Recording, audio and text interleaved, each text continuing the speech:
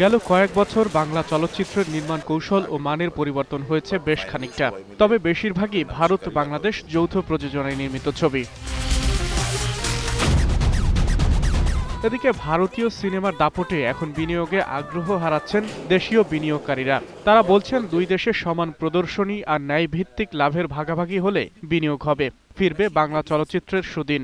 আমাদের চলচ্চিত্রের বিপরীতে আমরা একটি চলচ্চিত্র রপ্তানি করব, সেইটা ওখানে চলবে, সেখানে দর্শকরা দেখবে, দেখার পরে তার বিনিময়ে আমাদের ওইখান থেকে একটা চলচ্চিত্র আমরা এনে এখানে প্রদর্শন করতে পারবো। তাহলে কি হচ্ছে, বিনিময় হচ্ছে, এমন বিনিময় হচ্ছে যে ওইখানে আমাদের প্রযোজকরা লাভবান হচ্ছে, তাদের ওখানে ব্যবসা হবে, তারা লাভবান হবে আর্থিকভাবে। তারপরে তারা যদি এখান থেকে ব্যবসা করে নিয়ে যায় তাহলে বিনিময়টা ঠিক থাকলো, ব্যবসাটাও ঠিক থাকলো, তাতে আমি মনে করি আমাদের ইন্ডাস্ট্রির কোনো ক্ষতি হবে না। নির্মাতাদের কেউ কেউ মনে করছেন অর্থলগ্নির ধরন পরিবর্তনের সাথে ডিজিটাল প্রযুক্তি নির্ভর শিল্পের বাজার তৈরি হলেও নির্মিত হচ্ছে সস্তা মানের ছবি। লগ্নির ধরনটা চেঞ্জ হয়েছে।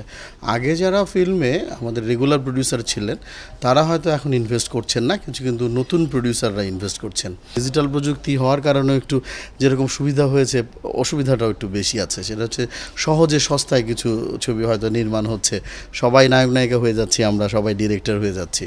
চলচ্চিত্র শিল্প রক্ষা এবং প্রসারে ভারতীয় চলচ্চিত্র প্রদর্শনীতে যে চুক্তি রয়েছে তা বাস্তবায়নে দেশীয় স্বার্থ দেখারও তাগিদ দিয়েছেন চলচ্চিত্র সংশ্লিষ্টরা। আকবর হোসেন সুমন, 21 টেলিভিশন, ঢাকা।